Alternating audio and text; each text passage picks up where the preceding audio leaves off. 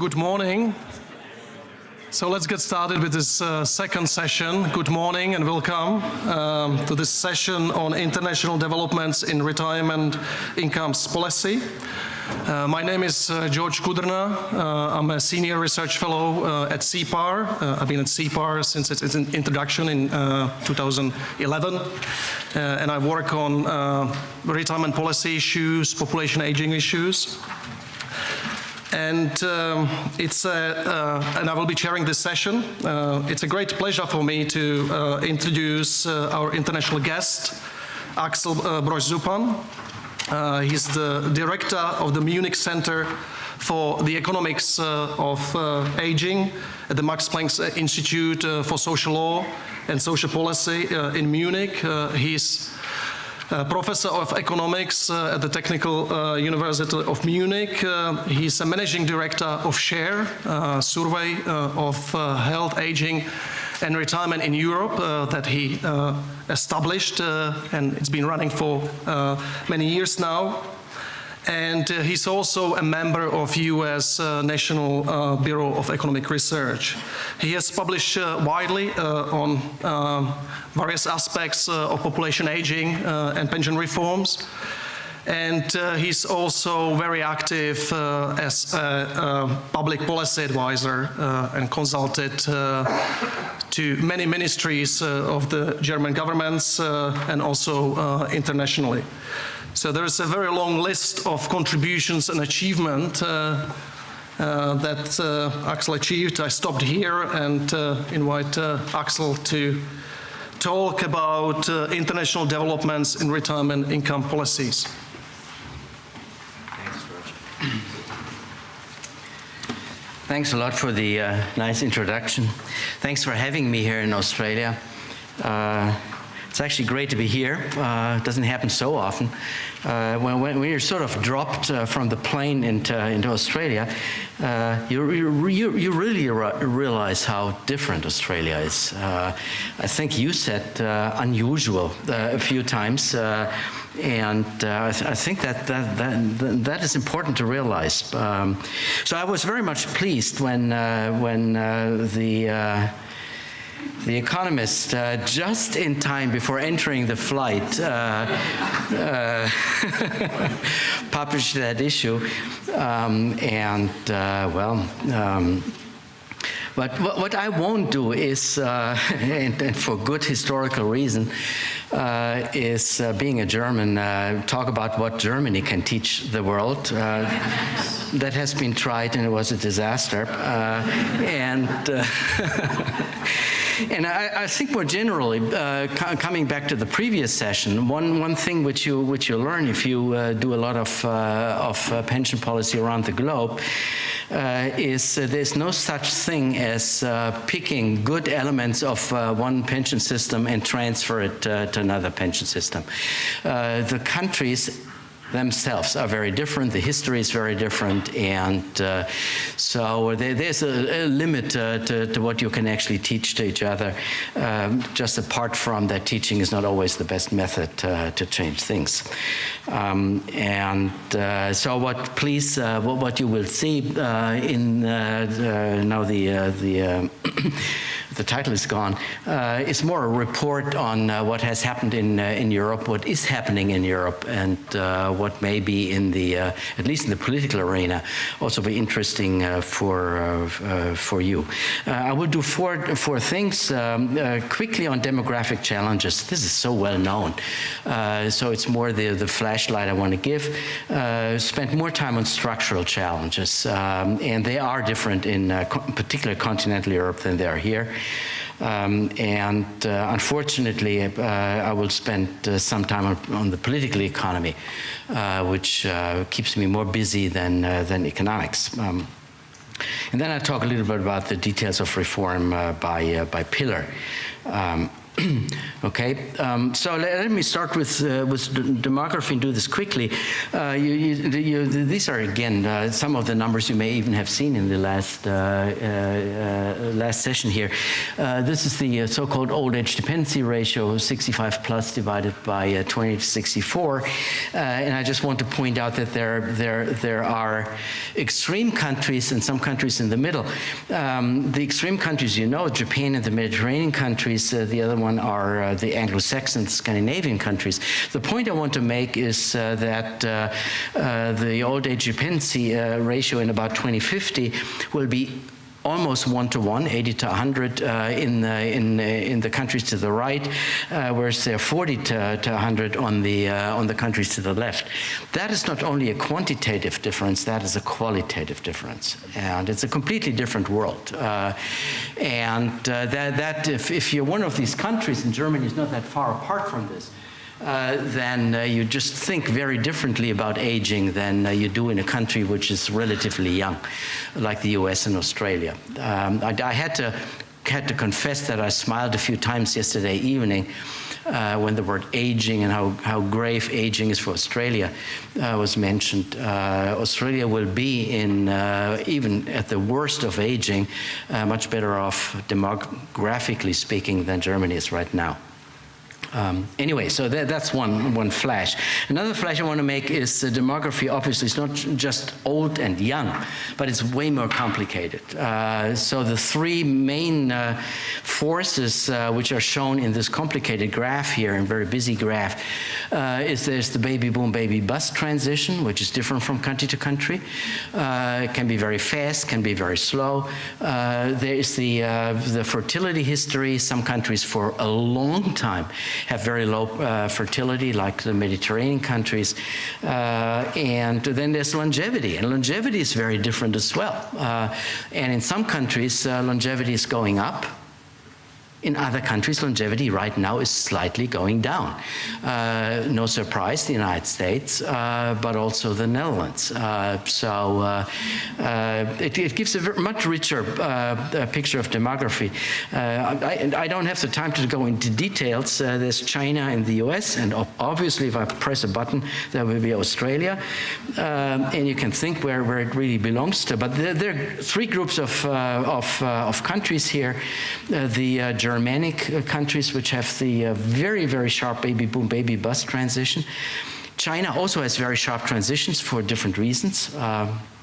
Mao is the main reason for those. There are the Mediterranean countries which have this very long history of very low fertility and longevity at the very same time. And then there are countries where fertility is still high, like the US, the Scandinavian countries, and France. The upshot which I want to make here is, given that demography is complex and not just aging, you need a lot of policy tools. So it's one of these basic lessons you give in a school of public policy. You need at least as many policy tools as you have policy goals. Applies to demography as well. You have to handle the baby boom, baby bust transition in a different way than you handle longevity and you handle low fertility. There's not just one policy which can handle all these pension issues. And Australia has done some in one dimension, less so in other dimensions, but you know better than I what is going there and why it has happened this way. I'm more interested in the structural challenges than in the demographic challenges, maybe just because I have done demographic challenges for, I don't know, at least 3 decades, and you want to do something different in between. So this is a graph which I like to show that demography, if you think about different pension systems in different countries.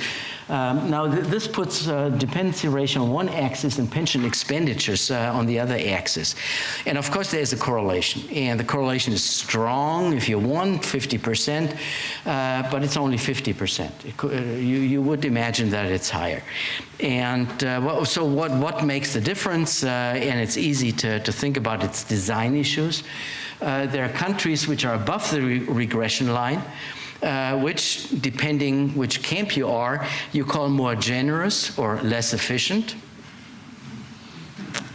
And the other countries are more efficient or less generous. And a lot of this discussion has already happened in the last session, where even the four people on those four chairs disagreed what is generosity and what is efficiency.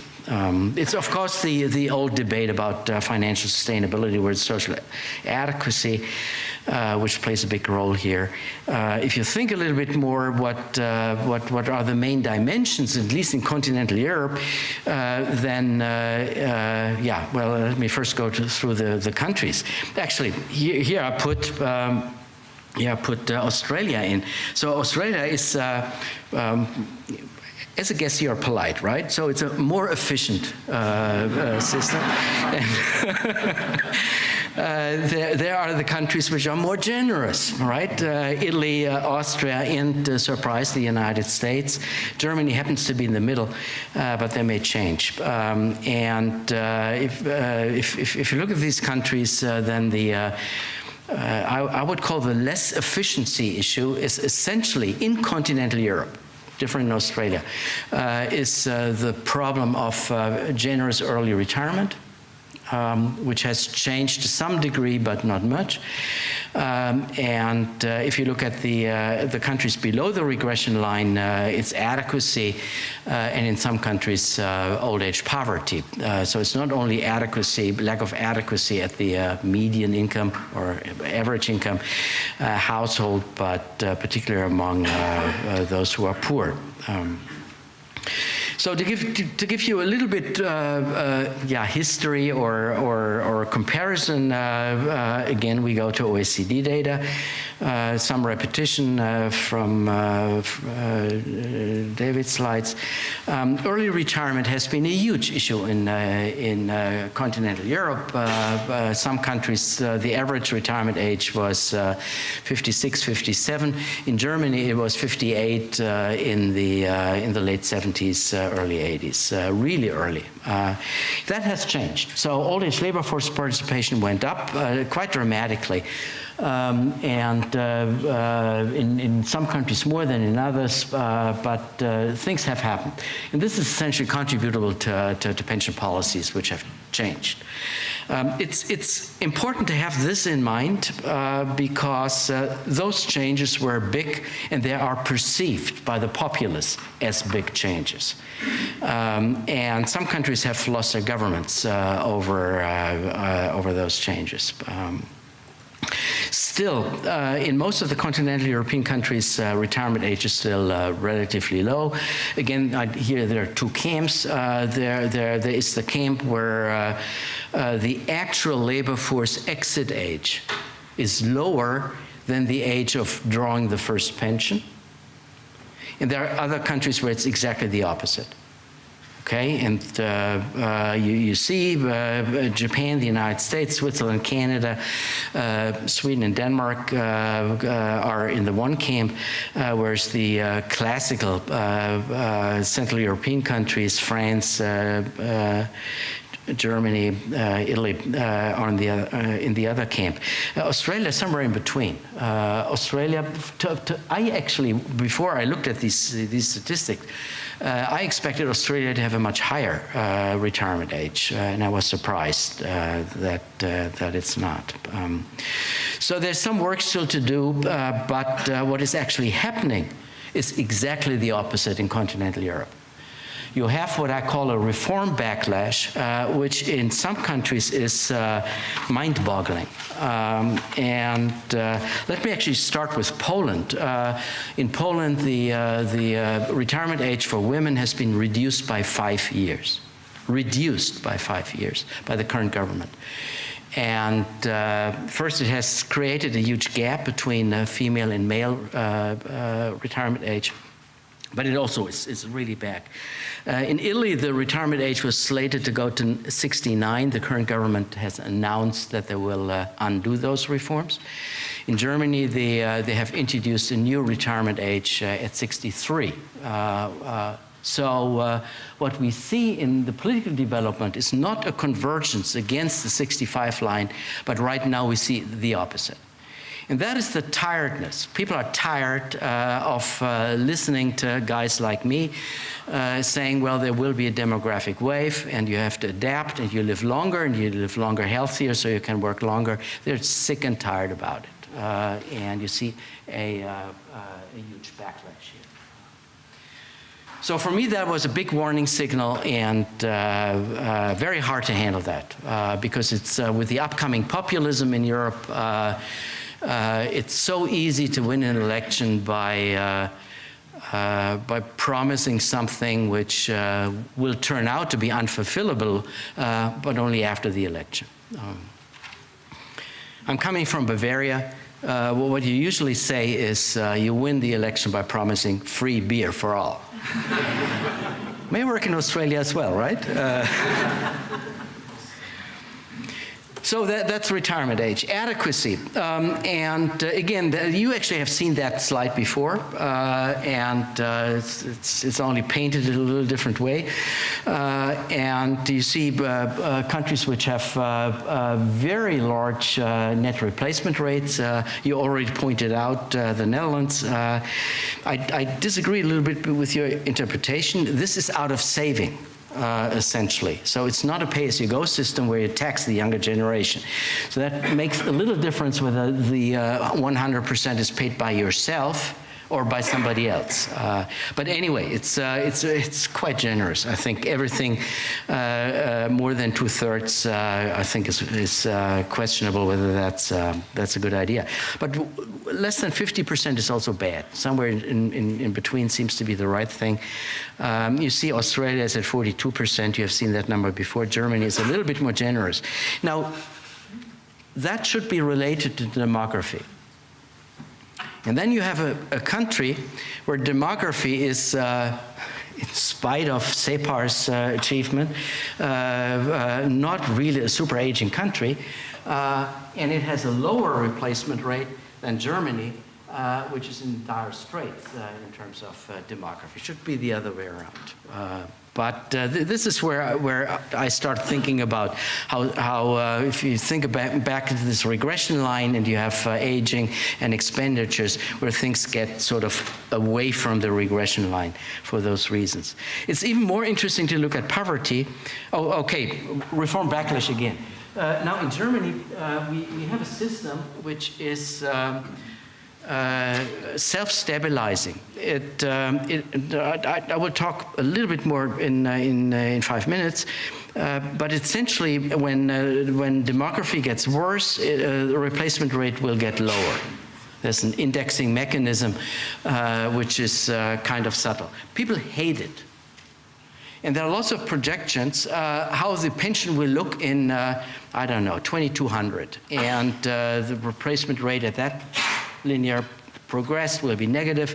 So it's complete nonsense. But people are afraid that they lose their pension. And that, again, has created a lot of political momentum. And right now, what we have, believe it or not, is a law which says that the maximum contribution is X, and the minimum replacement rate is Y, and those two things do not fit together. It's a little bit like having a law. In Australia, that's easy, actually. It's a law which forbids temperatures falling below 20 centigrades and above, I don't know, 35. If you do this in Germany, it creates havoc because we do have winter, and winter is called demographic change here. But again, what I want to point out is the strength of reform backlash in continental Europe, which makes pension policy really tough. Now, poverty has similar connotation. Poverty is very complex, and there are tons of definitions of poverty, and you may like them or not. This is the usual OECD definition. 50% median household disposable income. And you see some countries where poverty rates are very low, both for the general population, that is the reddish bar, and for the 65 plus, that's the bluish bar. And you have countries where it's very high, and Australia is one of them. Arguably so. Hazel may want to add to this, I don't know. And there are countries in between which have very strange, for example, take those Mediterranean countries, and it's no coincidence that this is the Mediterranean countries. They have relatively high overall poverty rates, but very low old age poverty rates. So there's a lot of redistribution from young to old in those systems. So adequacy here has a different meaning. The only other country where the generations are really strikingly different is Australia, where 65 plus is very high, whereas the general population poverty rate is about the same as in the Mediterranean countries. That shows you the limits of international comparisons. These are complex pictures, and as much as I admire people who create indexes of them, they need a lot of prose in addition to the figures. So let me talk a little bit about reform, and I will be fairly brief on the what I should have called it zero and first pillar reforms. Essentially, I can be short because Australia, I would say, has no first pillar. It has a zero pillar, and then, as you may want to call them, the second, third, and fourth pillar. Whereas the first pillar, the mandatory pay-as-you-go pillar, is very, very large in the continental European countries. That's why these pension systems are so different. Okay, so one issue which I think which has been well understood in Australia is one has to make a really big line between poverty prevention. Talking to the problem of the 20%, 10%, 15, I don't know, percent of the least earners in a society, they need special attention and special tools. Whereas for the rest of the population, you need different kind of tools. And in almost all countries, there is some kind of means-tested base pension, in particular pronounced in Australia. For a long time, Switzerland and the Netherlands had that. Germany followed in about 20 years ago by having that. And that essentially rules out poverty if you accept that the basic means pension is enough to get you out of poverty. Very ironic footnote, Denmark used to have the highest poverty rate in the EU for old age people. They increased their basic pension by 1 kroner, and now it has the lowest.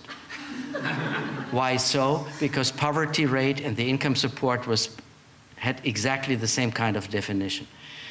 So it's a definitorial change, and again, that's a remark on statistics. But let me concentrate very, very briefly on, so that's a no-brainer. In continental Europe, these huge pay-as-you-go pillars are very important. And what I used to preach, and sometimes we do preach, is, of course, target life expectancy to target retirement age to life expectancy, and do something about the replacement rate when the system dependency ratio changes, or do both, which the so-called notional defined contribution systems do very nicely. So these are very elegant systems which are self-stabilizing. But they, of course, carry the message: if demography gets harder, then benefits go down and contributions go up. But there's no way out of this logic. But realizing that and voting are two different kind of things. One thing which I want to spend at least a minute in is the belief that flexible retirement age will actually solve the problem of the very unpopular raise of retirement ages. So the idea is that if you have enough flexibility, you get people out of the pension and create some additional labor income. But that has to be done very smartly. Otherwise, what happens is exactly the opposite, that people go out of labor earlier and draw a pension earlier. And that very much depends on crucial details, hidden details very often in the pension system, which are the actual adjustment factors which relate benefits to the retirement age. And they are, in some countries, these are the red numbers, very low, much lower than actuarially fair. And that has created that these flexible retirement policies in Finland, but also in Germany and in Austria, have backfired. And they actually strengthened the early retirement age rather than abolished it. We have done some work on this, can't go into detail.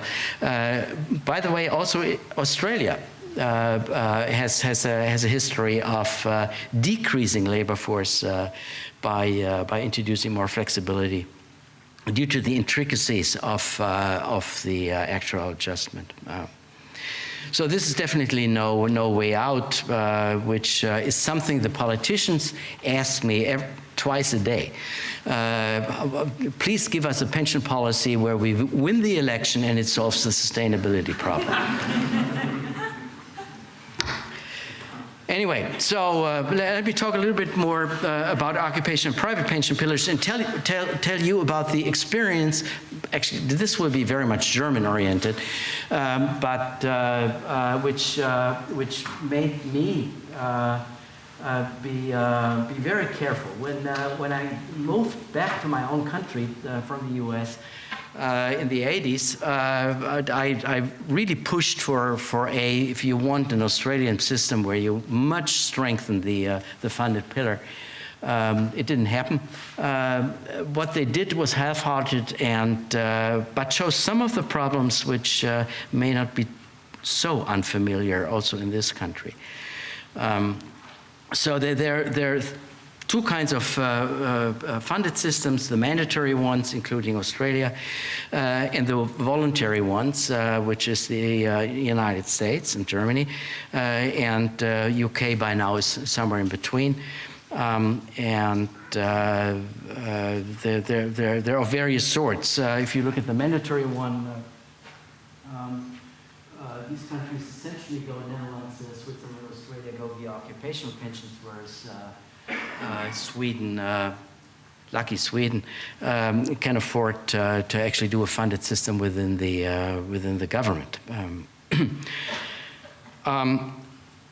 The world is divided in two, you see again those divisions. The more Anglo-Saxon world, the more continental European world, including Japan. There's a huge interest. These are assets in private, occupational, all kinds of sorts, pension plans, look at Germany and Austria, less than 10%. So if you look at Denmark or Australia, it's way more than 100% of GDP. So these are, again, two different worlds. So in these countries here, there's a lot of living tax to do something, whereas here it's more the governments which one has to take care of.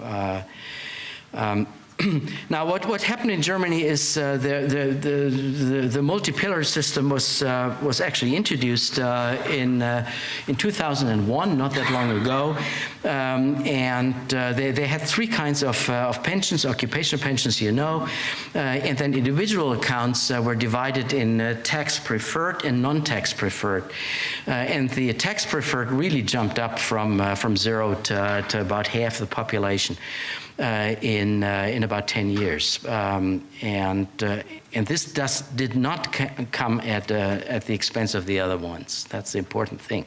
But it was only 50% of the population who took it up, and and since then you already see that it tapers off, and it hasn't reached much more than what you see in this slide. So one of the big questions is why didn't that happen, and what are the problems? One thing is, similar to the United States, the German system is tax subsidized, and the people from the Treasury will get tears in their eyes if they see the next slide. The subsidy as percent of total contribution for the poor is more than 90%. So essentially they get a free deal. They get what you would call a superannuation account, and it's the government who puts the money in and not they themselves. But they still have to pay about 8% themselves. And that discourages about 75% of the people with incomes below in the lowest income quintile. If you look at the richer people, let's go right away to the right, they still have a subsidy rate of about a third. That's because of these contributions are tax deductible. And the average tax rate for these people is about a third. So it's not the subsidies which discourage people, and particularly not in the lower income part. It's a lack of information, and I suppose that is something which there may be lessons for Australia about it. When you ask households in Germany whether they are eligible for the tax subsidy, then about 50% of those who are eligible think they are not eligible. And that of course, is a gross failure of public policy if the message doesn't arrive at the households. What's even worse is that it has a very strong socioeconomic gradient. This is the upper income quintile, that's 40%. And this is the lower income quintile, and it's more than 60%. So exactly for those people where it's most relevant, it did not appear. Part of this is ideology. Now, the Social Democrats actually introduced that scheme, and they were ashamed of it because it's so capitalist. So that explains a little bit why they didn't put ads in television and on the billboards saying that you get a gift here. You just have to pick it up. The other thing is, now that's a study we did. We asked people whether they have an occupational pension. And believe it or not, 40% who have an occupational pension don't even know that they have it. Now, when you ask them about the contribution, which is sort of split between the employers and the employees, again, people have very, very scant knowledge. Now, I would actually be interested how many people know in Australia about their superannuation funds, where they actually go, and what the contribution is and what they get from. I don't know, but that would be an interesting topic, well, I don't know, over dinner tonight. But the lack of information is widespread. Now, if you have a huge lack of information in these systems, you create market failures. Again, that's Germany. Another study of ours, which we did some time ago, these numbers are number of contracts. And for a good reason, we did not put the name of the contract in there, because probably my insurance against legal damages would cover it. So I think they're arbitrary, these numbers. What you see is these are the basis points of administrative costs. And you see that the average is about 60 basis points. So if you think your account has a return of 3%, then between 0 and 1.2%, you have to subtract, which go into administration. Somebody yesterday over wine and the introductory speeches told me that in Australia, the average is 120 basis points. I would be shocked if that were true. I'm already shocked that it's 60% in Germany.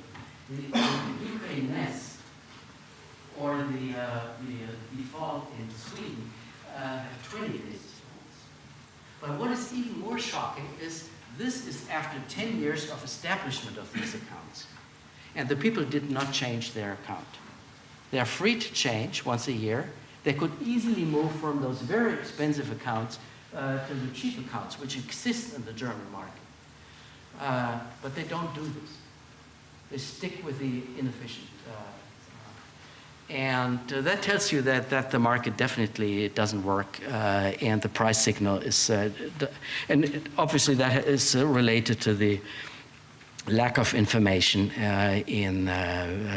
among households about their contracts.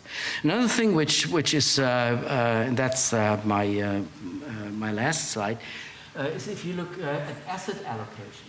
Now, that's again the Anglo-Saxon countries, USA and Australia, a lot in stocks. The blue is bonds, and I do not distinguish, unfortunately, between treasury bills and industrial bonds. But what do you see particular? You know those two countries, Spain and Greece, the troublemakers in the Eurozone. There, a lot is in government bills, and most is in own government bills. So it's not foreign government bills, but so this is Greek national debt, and this is Spanish national debt. And in Germany, it's also a very, very large part. Now, you may want to believe that the bonds in Germany are the most safe asset in the world, but it has a negative return. So, for my pension, do I care about that if it kills my pension? And again, you're free to actually change that mixture, but you have to take action, and people don't take action. And the outcome is just naive, all right? Home bias rules, and even if everybody knows, even in Greece, that the bias is costly. Okay, so let me conclude. My time is over. Europe's aging challenges are, that's a slight euphemism, are large. I should have written very large. And that makes the trade-off between sustainability and adequacy much harder than it is in Australia. And it's a very political issue. In France, in Greece, in Italy, and now increasingly so in Germany, this is the main battleground for elections. And as an economist, you almost lose every debate on that issue. The other insight, which is equally depressing, I hope I have a little bit more time for more optimistic things, is additional funding, like introducing a strong funded system like the superannuation scheme here in Australia. That needed to be done in the 80s and 90s. Now, with the baby boom generation, immediately before retirement, the biggest demographic issue cannot be solved by funding anymore. We screwed it up 40 years ago, but we live in history, so we have to live with those mistakes. And it's not an issue to say, well, why don't we copy the system of XYZ country? That is not an option for pension policy. There are good reform ideas in Europe, like the notional defined contribution system, which has stabilized the Swedish system, which was bankrupt, and is very popular. So it has great acceptance in Sweden. whereas the German system, which copies the Swedish system on a mathematical basis, does not find a majority in the populace. So it also depends on historical incidences, how these systems were introduced. Automatic adjustment for retirement age to life expectancy seems to be a no-brainer and is totally unpopular. People want to be healthy, live long, but vacation and not work. Okay. Well, then the lessons, I think, so these good reform ideas for Europe are essentially not applicable for Australia. The problems with the second and third pillar particularly in Germany, other countries didn't even try. There may be some lessons from the errors we did in our countries. The lack of information is just mind-boggling. By the way, one number I didn't call you. Most of the employees don't know the legislation about that they are in Germany. We have a similar legislation like in the UK, that every employer has to offer a occupation pension, and about 60% do, 40% don't. That's amazing. And it shows that not only the information, but also the willingness to comply is low.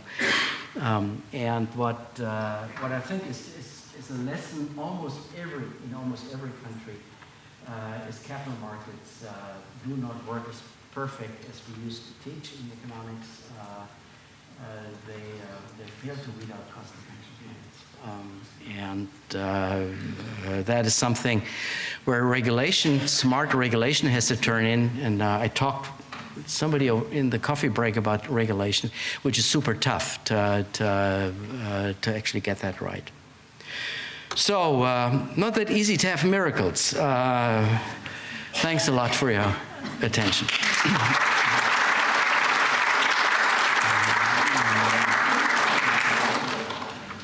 Thank you, Axel. So we will follow the same structure as in the first session. We have three panelists, each of them with a long interest and research experience in retirement income policy and in more generally public policy. And the first on the list is Hazel Bateman. She's a professor of economics at the University of New South Wales, deputy director of CEPAR. Her research interest lies in private and public provision for retirement, and she has done lots of work, in particular in the area of behavioral retirement finance, taxation, and also regulations of pension funds that Axel talked about. So perhaps Hazel can reflect on what was said, whether we can learn in Australia anything. Okay. Thank you very much, George, and thank you very much, Axel, for painting us a picture of the international experience. I think it's always good to reflect on what the rest of the world is doing, and I don't want to sound like some dumb Australian at the end of the earth who doesn't interact with the rest of the world, but sometimes I do wonder what we have to learn from the rest of the world. But anyway, so in my comments, I'm just going to make some comments in response to some of the things Axel talked about, and then also talk about some of the challenges that we have that are a bit different for us because we don't really have the rest of the world to learn from. So the first thing I need to address is the adequacy issue. So we've seen this morning twice in two presentations that in OECD data we actually don't look very good at all. So I do want to draw your attention to page 26 of our research brief on retirement incomes. We have a couple of pages there where we actually look at that data and why we look so bad. I mean, one of the reasons we don't look so good is because that data doesn't take account of housing, and so the adjustment that's actually done in this paper is once we take account of housing, we end up around the OECD average and not down the end near Korea. And as many of you would know, the retirement incomes in Korea are absolutely abysmal, and Korea actually has the highest suicide rate in the world, almost for older people, because people are so under-resourced in retirement. So I'd also like to make the point that when you look at the countries that seem to do well in adequacy, if you also look at OECD data on taxation as a percent of GDP, they're also the highest taxed countries in the world. Netherlands, that number's somewhere in the 30s, Denmark it's somewhere in the 40s, and Australia, our tax to GDP is somewhere in the 20s. So we need to take these things into context. Some of the things that Axel was talking about I do strongly agree with. I really think we need to auto-adjust our age pension to life expectancy. I mean, we adjust the age pension to prices. We should have an automatic stabiliser and adjust it to life expectancy, and it's off the policy table. But of course we know that just can't happen without other things going on as well. So we have to think about the blue-collar workers, we have to think about helping people who maybe cannot necessarily work till 70 or over 70, but I do think that's something that we need to do and take it off the policy agenda. Axel also raised the issue of competition in the private pension market. We know that we do have high fees in Australia. We know that our Productivity Commission has a report, and we're looking forward to what they say in their final report that's coming out later in the year. We also know that information is an issue, and that in a world where, in a DC world in particular, where many people have to make decisions, it's challenging to ensure that people have appropriate information to make those decisions. But I don't want to talk about too many negative things. I think we need to talk about what's good about our system. And I think the best thing about our system, and looking at superannuation in particular, is that it's compulsory. So many places you go around the world and people are talking about auto-enrolment and incentives to encourage people to save. But I think the best thing about ours is it's compulsory. We do know that there's some gaps there, so perhaps we get rid of the $450 minimum, we extend it to the self-employed, we need to think about the gig economy, but most people are covered, and most people are covered at a good contribution rate of 9.5 going up to 12, and that really is the best part of our system. I think we also have the choice architecture right in the accumulation phase. So for those who don't do very much at all, who don't want to think about it, we have the MySuper default, thanks to Jeremy, who's sitting in the room. And for most people, it's fine to be in the default. I do think the challenge is, as raised in the Productivity Commission report, is how to implement the default structure. So how to make sure that people don't end up in a high fee default, how to make sure that people don't end up with too many funds, and how to make sure that people are aware of things in their fund that might cost them money. So are they in the appropriate insurance option, for example? But on the whole, I think we should be really pleased that we have a good choice architecture structure in our accumulation phase. So the question is, what can we learn from the rest of the world? And I say, I'm not sure that we can learn a lot. There we go. And the reason being, I think the challenges that we face are challenges that other countries haven't had to face. So we really are the first country where most of our retirement income is defined contribution. And in defined contribution, we know that people have responsibility to make decisions. And so when we're thinking about a policy framework, we're not thinking about how to fund a defined benefit or what should the replacement rate be out of defined benefit. We're thinking about how do we set up a system to help people through a defined contribution framework. And there's a number of things we can do, and we're doing some of them. So we can set up choice architecture where we have a mandatory requirement, we have some defaults. We can provide information through financial product disclosure. We can improve education to help people, and we can provide some sort of advice or guidance. And I think our current policy structure, we're doing all of these things, but that's where I see things that we need to improve. And I'm not sure that we can actually learn a lot from the rest of the world on these particular policy issues. So, as I said, if we look at choice architecture, we're doing the right thing by making it mandatory with a nice default in the accumulation. We do need to work out the decumulation, and we know that Treasury is thinking about that at the moment. Had you asked me 25 years ago what should we be in decumulation, I'm probably quoted in a Senate Select Committee report from about 1993 telling the Senate committee that we should make annuitisation compulsory. And it's probably a good thing we didn't do that. It's probably a good thing that we've thought about it a bit more. But I think Treasury is actually on the right track thinking about CIPRs. But again, we are leading the world here, and the world is looking at us rather than... and I think our challenge is that we're going to do something that's sensible for the rest of the world to follow, who is asking us for advice. So just thinking about the challenges of a DC then, I think the challenge is to get the choice architecture right. I think the challenge is to get the information provision right, and I'm not sure we've quite done that.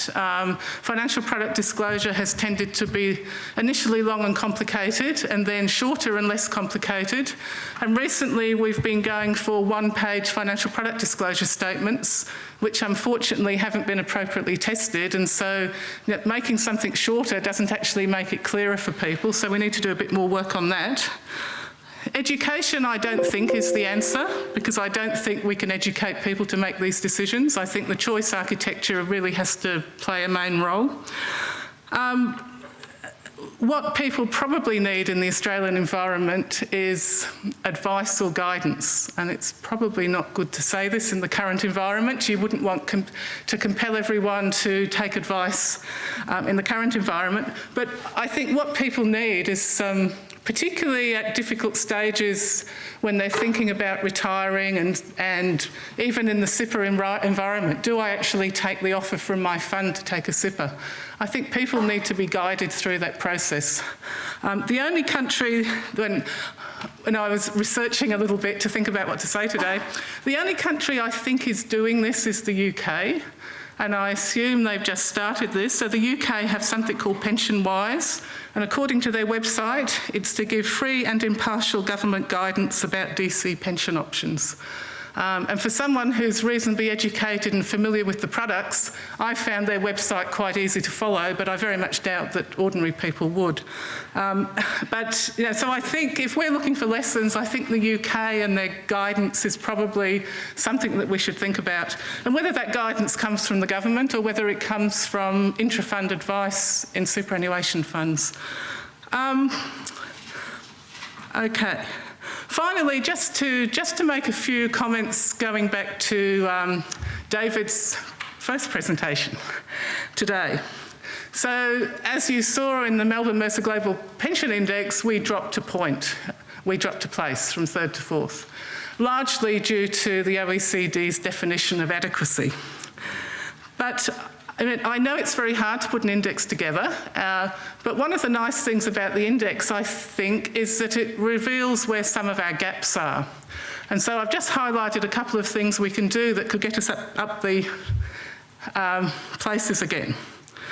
So if we had a policy that required income streams, we'd move up a little bit. If we increased our retirement age and we had higher labour force participation of older workers, we'd go up a little bit. If we could improve the efficiency of our system by reducing costs in pension funds, we could increase adequacy and also go up a little bit. And if we provided retirement estimates on member statements, that's also an option to go up a little bit. So, in conclusion, I'd just like to say thank Axel for his presentation of the rest of the world, but I think the challenge for us is how do we do things that are a good role model for everyone else, because many other countries developing DC pension systems are actually looking to us. Thank you.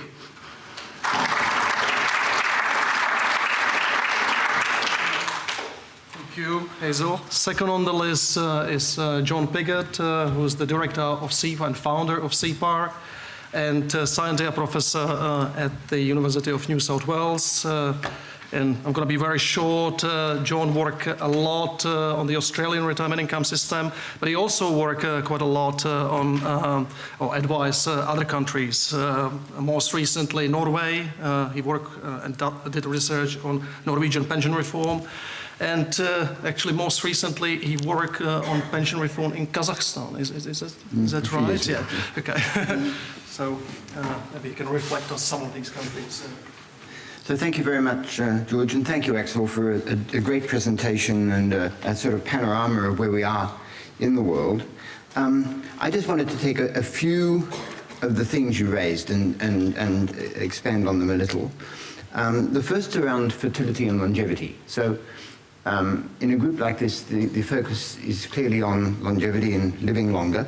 And there's a temporal pattern to longevity, which I think is quite instructive. So if you take the 3 decades or so after the Second World War, life expectancy increased, and it increased almost exclusively because mortality declined in the first half of life. And if you divide the first half of life and the second half of life up, and you look at what happened to life expectancy at those two ages, the Netherlands, in fact, the second half of life mortality increased. First half of life mortality declined a lot. Right? But if you go then from the 80s to now, you find it's in the second half of life where mortality is declining. I think that's important because I think that these very large increases in life expectancy at mature age has taken everyone by surprise. It's taken governments by surprise, and it's taken families by surprise. And that means that in many countries there's a bit of a scramble to catch up, and it's not all that surprising that systems face sustainability challenges. They're facing challenges that actually were not anticipated by government actuaries doing projections or by others who are in the retirement income space. So that's longevity. When it comes to fertility, I find fertility behavior fascinating, and everyone seems to have an answer except me. So it's the education of women, or it's average incomes, or it's the opportunities for women to go back to work and have good childcare. Right? But none of these things seem to explain the sort of tipping point for fertility decline, which has occurred in different countries at different times throughout the world. None of those things were particularly true, for example, in Japan in the mid-50s. And yet that fertility declined very dramatically there at that stage.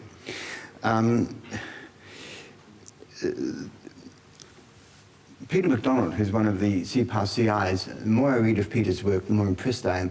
He wrote a piece a while back on fertility decline, and his thesis was that in some countries actually social structures influenced fertility decline in a way which was contrary to the preferences of the populace.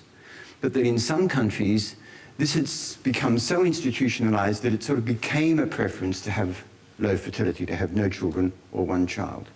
And that differentiation is extremely important because as we see countries around the world move through this period of fertility decline, there is a genuine question of whether there should be some kind of pronatalist policy to stop before you go too far. So countries that have gone too far, Korea was mentioned already, Japan, these countries have what's called a fertility rate of 1.1, 1.2, 1.3. Right? That is to say, they're the number of children per woman throughout the reproductive years.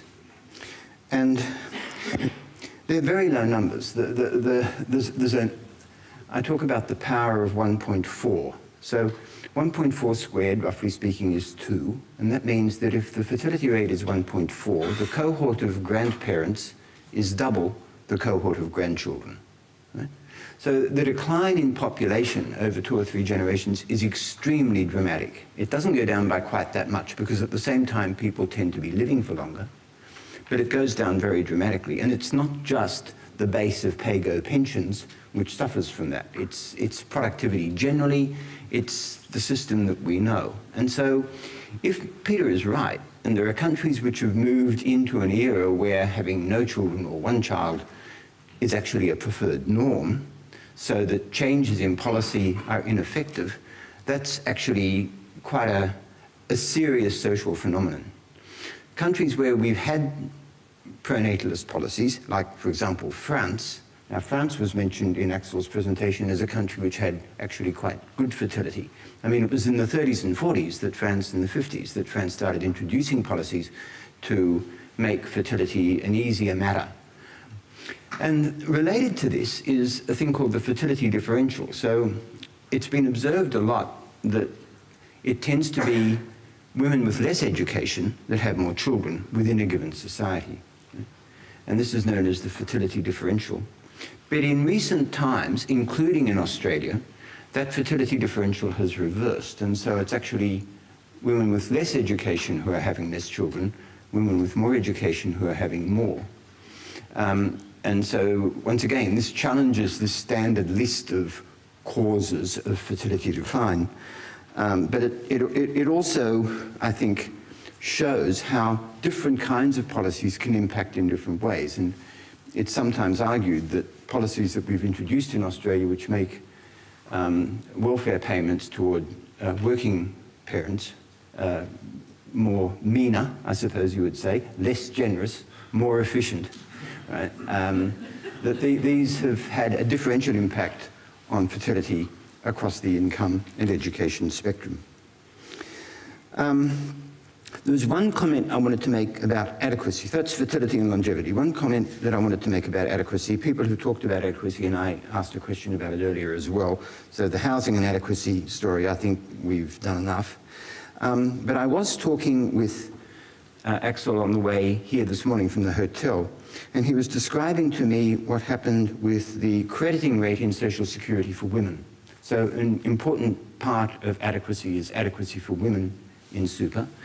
And he said that if a woman had 3 children, that was worth, they sort of got a crediting rate on their DB Social Security pension, and maybe this afternoon we can go into this further, but it was worth 20% of their overall pension entitlement. So that sounds like quite a lot, and I don't think the policies that we have in this country go anywhere near that. And it would be interesting to explore parallels that we can draw from that to see whether those kinds of structures might be translatable into our system. The third point I wanted to make is flexibility, and I'll stop in a minute because I know we want some time for questions and we have another discussant to come. One of the criticisms of the Australian system is that it's too flexible in decumulation. But what you observe in Europe is there are nudges at least towards greater flexibility. In Norway, for example, flexibility has increased a lot. Used to have sort of 2 pension systems, and access age varied from 62 in one and 67 in the other.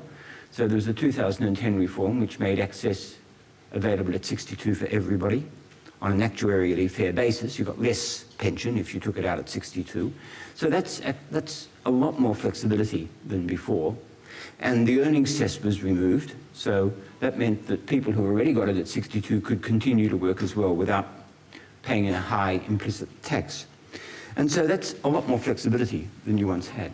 There was a more recent paper put out by cepar that looked at whether in the Netherlands system, and you noticed in Axel's presentation, the median replacement rate was 100% in the Netherlands, that there would be room in the Netherlands system to pay off mortgages, right, from pension accumulations at the point of retirement, which is something that in Australia people have looked at with alarm. So that has actually increased in Australia from something like, I think it's 10 to 20% of people at retirement age. I'm not quite sure of the numbers. They're in the briefs. I have to push the briefs. They're in the briefs. So that's kind of interesting, that we're looking to actually further prescribe what happens in Australia, I think appropriately so. But the movement in Europe seems to be, at least in some areas, a movement toward greater flexibility. And finally, I just wanted to say that I think this is just a faint echo of Hazel's strongly nationalistic statements about what we can teach the world. But I do think that the future of work does call into question how efficacious workplace pensions might be. Right? And workplace pensions carry with them all sorts of social mores which encourage people to save through pension plans. And if it's the case, I'm not sure that it will be, but if it's the case that future technology and the advent of the gig economy and all that means that fewer and fewer people are in standardized workplaces, it does raise the question of whether those kinds of social mores will continue to be effective. And that means that perhaps a non-contributory system of the kind that we have, which is affluence rather than destitution tested, might be a model internationally that is promoted more. So the World Bank, for example, is just completing a white paper now which looks at these kinds of issues and comes up with non-contributory pensions as an important way of continuing with retirement incomes into the future. And maybe this is something that needs to be considered more broadly. It needs to be affluence tested. Singapore recently introduced one that offered 4% of average incomes, and that's not what I had in mind. We have 28%, seems a more reasonable number. I'll leave it there. Thank you very much.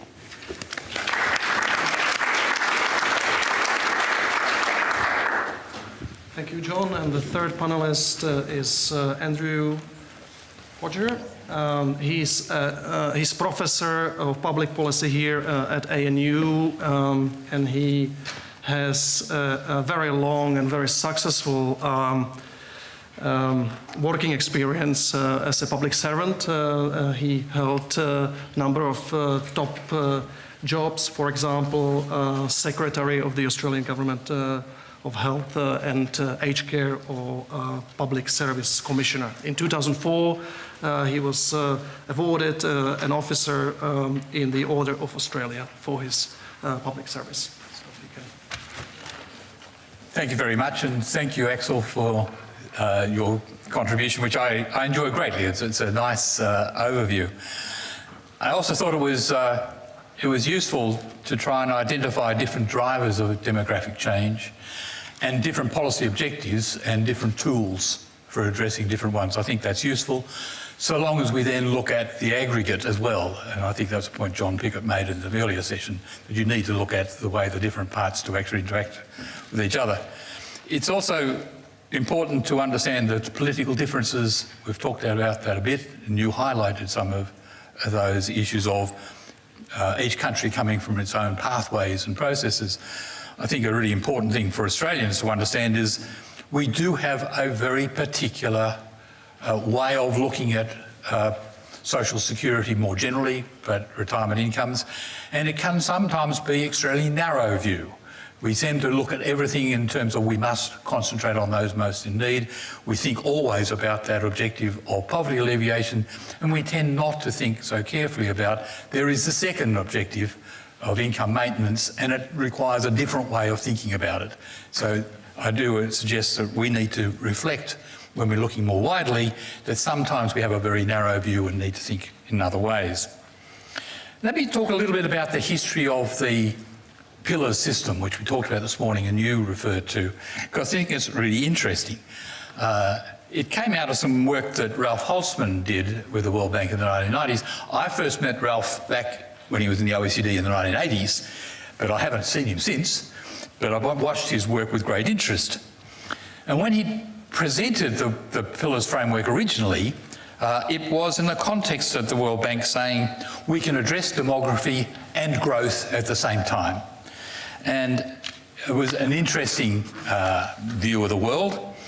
And out of that, his preferred combination was, in fact, the emerging Australian system of a means-tested foundation pillar, don't have a social insurance scheme, Pillar 1, but put much more emphasis on a mandated Pillar 2 and a voluntary Pillar 3. And he saw that as a means of addressing the demography problem, but also increasing savings and investment for growth. This view of the world was rather controversial, and the ILO was very angry about it. And the ILO said that they favoured very much, given their framework, of course, of tripartite arrangements, that they were interested in the second objective of income maintenance and support for the workers in retirement. And so they were very keenly supporting Pillar 1, and here was Ralph Holzman saying we shouldn't go there. Over the years, the two sides decided that in fact there was some truth in the other side. So in the end, the ILO came to a view that what they had originally seen that foundation pillar as being a residual minor, we don't really like it much scheme, they agreed that in fact it was an essential part of any retirement income system. That was particularly true for developing countries where a Pillar 1 would never have the coverage that's required, and you needed a foundation pillar, a means-tested or non-means-tested flat rate age pension paid for out of general revenues for poverty alleviation purposes. And so you're seeing around the developed world moves in that direction, like China's pension schemes and other countries. So that was a big concession by the ILO. On the other side, the World Bank started to say, well, actually, we shouldn't be as prescriptive about what the right mix is. The right mix might vary from country to country, but the issue is, whatever mix you choose, do you manage the risks well? And you can have a Pillar 1 if, in fact, you've got a good system of managing those risks, or you can have other pillars of managing risks. So the issue shifted from, instead of being absolutely prescriptive, to saying you can have the mix as long as you have the right people managing the right risks in a proper way. Behind the scenes, they're still suspicious of Pillar 1 schemes where government bear all the risk. It's very hard to have that managed well with the political pressures involved. So they still would prefer an Australian-style one, but they weren't as pushing as it was in the past. So it's worthwhile now reflecting what each of us with our combination got. Are we able to manage those risks? And what are the reform directions appropriate for that? As we've talked about, we've always relied very heavily on a means-tested age pension, and I think we've talked enough to suggest that our poverty alleviation is probably a bit better than you've been showing in your papers, but you know, we've still got some real problems, particularly for those who are renting. The other countries, a lot of countries have been putting more emphasis on that zero pillar, but thinking about that second objective of income maintenance, what has been happening on those? Well, those who have Pillar 1 schemes have been looking at ways in which they might be able to manage those risks. Some countries have been able to do it by fully funding those arrangements, and if they're able to do that, good luck to them, and they can stick with those schemes. Others have tried the sorts of indexation arrangements Alex talked about with mixed success so far, and in some cases where they've had some success, it has been a success at the expense of adequacy. A more common approach has been indeed to rely more on those pillars 2 and 3, defined contributions, fully funded arrangements, both mandated and voluntary. And of course, what those shifts involve is moving the risk from government to individuals, and expecting individuals then to manage that. Under mandated ones, forced to manage it. Under the voluntary ones, they choose to manage it. And we have, of course, got exclusively those pillars 2 and 3. I'll come to Pillar 4 later. But we came to that from the opposite direction from other countries. So we came to pillars 2 and 3 because we did not have a good income maintenance system. So we came from it saying, how do we address income maintenance? And we started to build it. Other countries have had a very good income maintenance system and have come to it because they've had problems with sustainability and so on. So we come at it from reverse directions, which is important to understand, even though we played with Pillar 1 schemes both in the 1930s and 1970s. But what's increasingly apparent in all countries that are looking at pillars 2 and 3 is that the individuals are in fact struggling to manage the risks that they've been allocated. And the issue is, have we got a framework which helps people to manage those risks, particularly in the pensions phase? And with that complexity and the risks that individuals are trying to manage, there's also capacity, as we've seen, for the providers, the funds and the banks, to be able to have excess administrative costs, and in some cases gouging and total wrong misbehaviour. So we need to think carefully about, have we got that right? And I think where we've got it particularly wrong, as the point was raised this morning about the assets test, which makes it more complicated. Now, why am I concerned about that? I think what we're trying to get is through our defined contributions and individuals bearing more risks, we want the advantages of all of that to still lead to retirement incomes which are more like defined benefit schemes. Our final answer, we want something that I can expect, that I can plan to have in retirement, and I can manage the risks accordingly. That assets test, from age 50 to age 65, as I'm trying to work out exactly what I should be setting aside in order to get the retirement income I want, that defined benefit type income I want. If in a whole range or a band of people in their levels of savings, the advice is going to be, I don't know what you should do. Even the experts is going to say, I'm not too sure what you should do. Maybe you, if you're a total rational, put it more in the housing, don't put it into the other. And that is a problem of having an assets test which doesn't actually fit in with a way in which I can plan sensibly for my retirement. The final thing I want to talk about was about, you touched on a number of what you might call other related policies and ways which address demographic issues, education or whatever, to address fertility and so on. I always liked the work that Ken Henry did some years ago in talking about these demographic changes. Instead of it being alarmist, how terrible and problematic it's going to be, when a lot of the drivers for it are in fact a triumph for humanity. We live longer and more years of healthy living. But he said, let's look at the denominator. That is, let's look at ways we can grow GDP and put ourselves in a better position to manage the demographic pressure. And so we talked about the 3 Ps, population, productivity and participation. And I think that is a particularly useful thing that we should continue to press. The one caution about the indexation of retirement age, I think broadly speaking it's the right thing to do, but I think also if in fact countries are becoming wealthier, it's not necessarily unreasonable if country populations choose that some of that wealth is going to increase the numbers of years of retirement and vacations. That's not necessarily bad, so long as they understand the consequences of that choice. Thank you.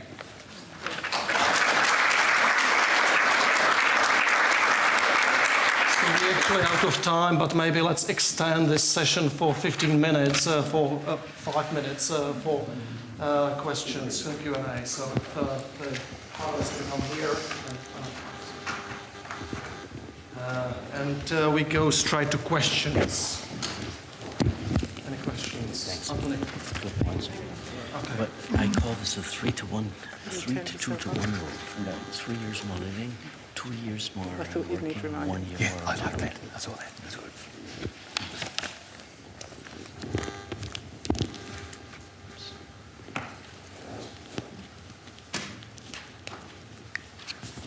So just back to Hazel, perfectly learned from the Netherlands and Denmark. Reading my Free Australian on the plane this morning, even they admit that the industry funds have outperformed the retail funds in the last little while. And I think the one difference between us and the Netherlands and Denmark is that by saving marketing costs and putting people into a compulsory industry fund, giving them voice, it actually is a cheaper and more effective system. Actually, that's true, because there's far fewer funds as well in the Netherlands and Denmark too. Yep. Let me just add something to that. There was a study that was done by a PhD student many years ago that looked at different kinds of financial organization delivering different kinds of outputs. And if you looked at very long-term outputs, then actually mutual fund type constructions, right, outperformed corporate structures. Right? Whereas if you're looking at something more short-term, corporate structures outperform long-term structures. So there is at least some evidence that industry funds not-for-profit funds have a model that's more appropriate to that particular task than a corporate structure. I don't know how conclusive it is, but it does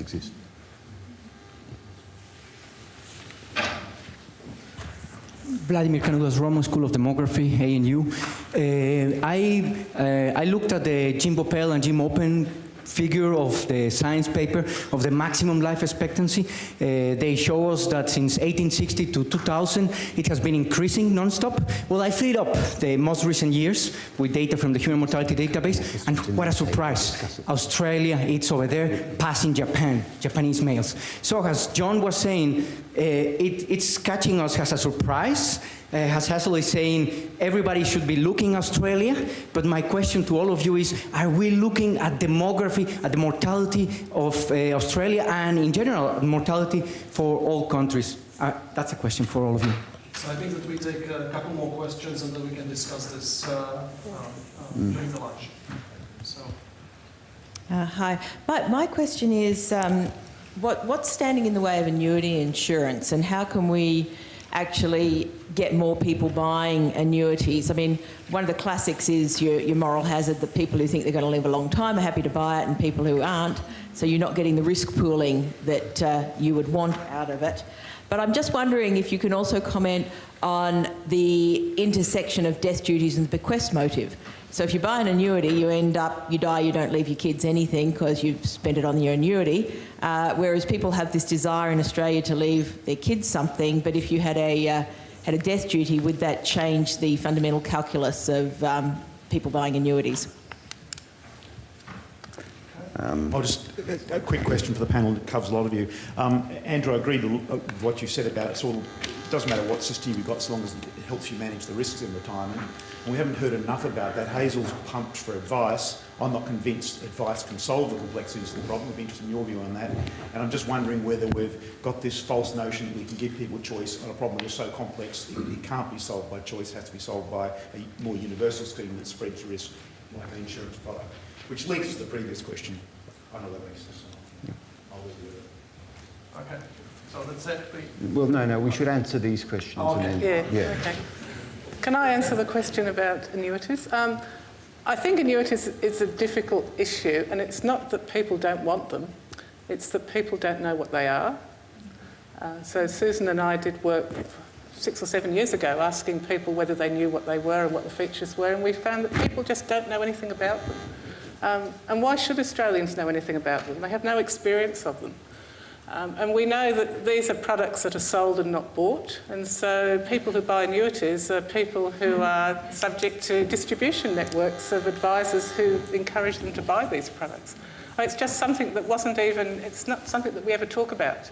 So I'm absolutely not surprised that people don't buy annuities, and I don't think it's because they're not interested in the product and the product design, they just don't know about them and they don't know about the features.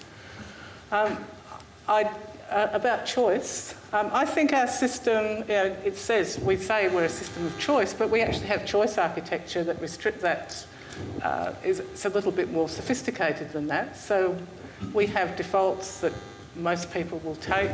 And I think in the retirement income area, I don't think you can default everyone into a longevity product or even a partial longevity product. But why not? Why can't you default people into it? Because I think for many people it's probably not the appropriate thing to do. Many people in Australia get an age pension, which is a lifetime annuity. And I remember when a few years ago we were thinking about writing a submission to the Financial System Inquiry. And John and I and a few others in cepar thought, yes, we'll have a 1-hour meeting and think about how to design an annuity policy. And we spent 1 hour listing all the problems, because if we have a mandatory annuity policy, at what age, at what sort of product? Do you take account of couples? There was a whole range of things. What sort of annuity should this be? A term, a life? Should it be joint? Should it be reversionary? At what age should it start? There's such a range of issues that there didn't seem to be one sort of product that you could default. These are the into. essential issues in a pension system. And so we should be able to solve them. Yes. Otherwise, we better not have a pension system. I'm inclined to agree with Axel. I think that we do need to do something. I'm not sure that we need a longevity product from the point of retirement or from the point of access of the accumulation that we have in a pre-funded system. I think there are many uninsurable risks, and people want some access to to capital, and I think that has value, which was related to the point I made this morning about the assets test. I do think if you constructed a benevolent regulatory and risk management environment with some government guarantees underpinning it, I think a deferred life annuities would be appealing to many people, and it would not be impossible to mandate such an annuity starting at the age of 80 or the age of 85. And this idea has been around for a long time, and I think got a little bit of oxygen with the financial systems inquiry. So that would be one way in which risks could be managed when the risks are most potent, right? Which is actually now because of increasing longevity and increasing healthy lifespan, maybe 10 or 15 years on from where we are now. The other point about risk, though, is Hazel's point, that we actually have a structure where a lot of these risks for many people are already partially addressed through the age pension. And we do need to be cognizant of that. It's easy, I think, in a room like this to think about people who are going to rely mainly upon their superannuation, and perhaps the age pension is there as an incidental. Right? But I think that for many people in this country, the age pension is important and will continue to be a major source of income, even when it becomes a part pension. As David says, as the superannuation guarantee matures, that will occur. But it will still provide an underlying guarantee. And when we think about risk management, we need to be aware that there is some risks that's managed for a lot of people already, and that's the age pension. Can I, a couple of comments on this. I mean, I think we're still struggling with conveying to the Australian population that the system is intended to provide income maintenance and retirement, and that's what the whole purpose is. But at the moment... The two government parties can't agree on the purpose of superannuation, you're aware of that. But we have a system where everything individuals see is an accumulated amount of money. Yep. They see $100,000 or $500,000 or $1 million, and they think in those terms. And we've got to change the mindset that this means so much in retirement, what income replacement rate broadly it's going to represent, and have that as a way of looking at it. Now, we've got to get that expectation and understanding changed in the way people are informed. The risk people have got are trying to manage is clearly beyond for a large number, beyond their reasonable capacity. So we need to think about the guided choice. I think the movements on guided choice are right. I think as we go down the guided choice, I suspect that for a significant number of retirees, that will include a deferred annuity as being the cepar product for them. I think the numbers of cepar products that will not have a deferred annuity in it will only be for a small number of people who have got small amounts in their accumulated funds and who are going to be relying essentially on the age pension. But the more their age pension is going to be a smaller proportion or nil proportion of their income, that guided choice will involve an annuity. But trying to get the mindset around that, I think, is important. You have to defer it even more than from 65 to 85 to get rid of adverse selection in the annuity market. Well, so essentially, you, when you start your contract, it has to be deferred from age 30 or 25 or whatever to 85. Well, at the very least, it's got to be accepted at age 65 or 67 to take effect from 85. The people who are choosing it later on, that issue becomes a very big issue. But you see that annuity markets fail very quickly, and they obviously have failed in some countries where you just don't get good annuities anymore at age 65 or 70.